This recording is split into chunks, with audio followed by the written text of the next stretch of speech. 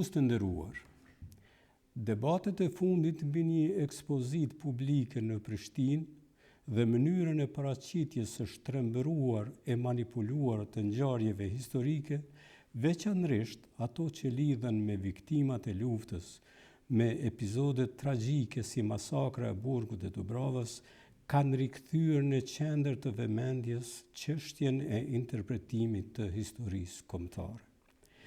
Në rastin tonë, çdo përpjekje, qoftë e qëllimshme apo e paqëllimshme, për ta riformuluar narrativen e ngjarjeve si ato të Dubravës dhe qindra masakra e krime tjera, rrezikon të prodhoj një kujtesë të fragmentuar. Kjo jo vetëm që cenon të vërtetën historike, por edhe krijon tensione sociale, siç po ndodh edhe me rastin e kësaj ekspozite skandaloze në Prishtinë.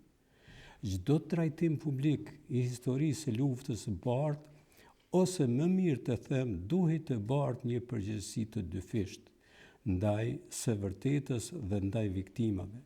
Ofendimi i familjarëve të vrarëve përmes relativizimit ose riinterpretimit të padrejtë në shtrembërimin e ngjarjeve përbën një shkelje etike, e cila duhet edhe të sanksionohet me ligj.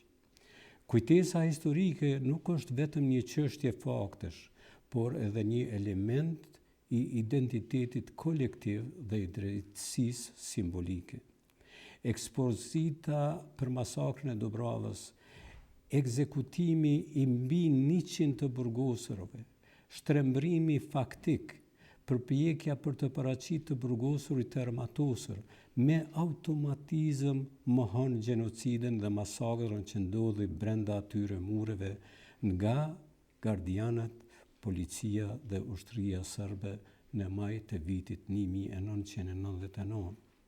Shtrembërimi dhe nëse ndodh pa qëllim, dembelia apo mosdia studiuese, edhe pse kishin marrë pagesat e majme nga vetë institucionet tona, fyen, ofendon dhe hap plagë të reja tek familjarët e viktimave.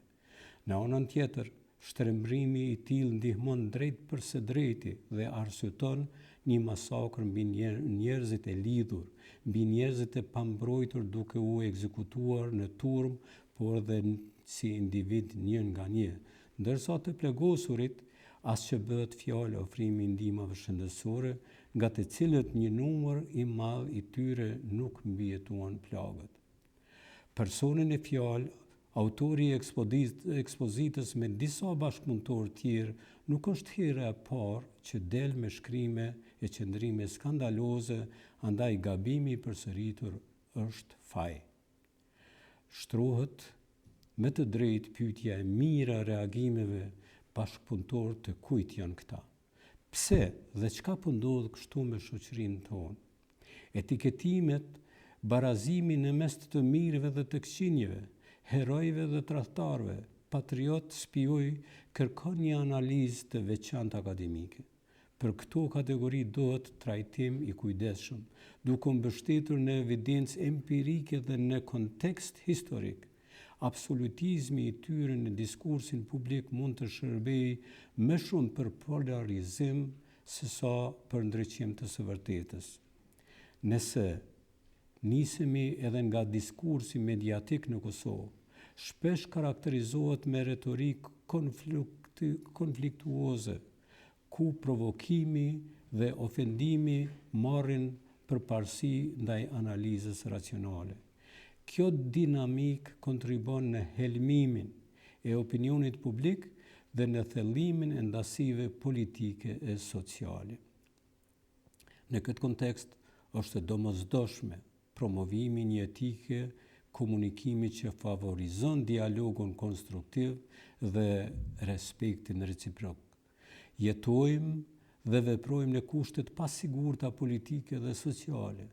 Në këto raste, ruajtja e unitetit kombëtar kudo bëhet një prioritet strategjik e jo ndasia. Kjo nënkupton në ndërprerjen e menjëhershme të akuzave dhe linçimet jo faktike.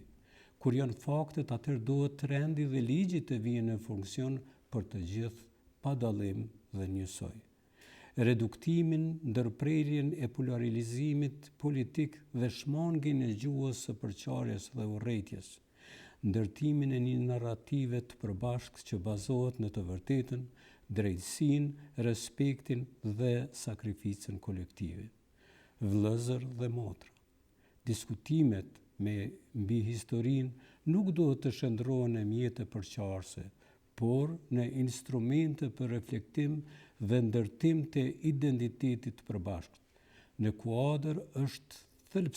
këtë kuadër është thelbësore që shoqëria kosovare të ruajë ekuilibrin ndërmjet kërkimit kritik të së vërtetës dhe nevojës për unitet.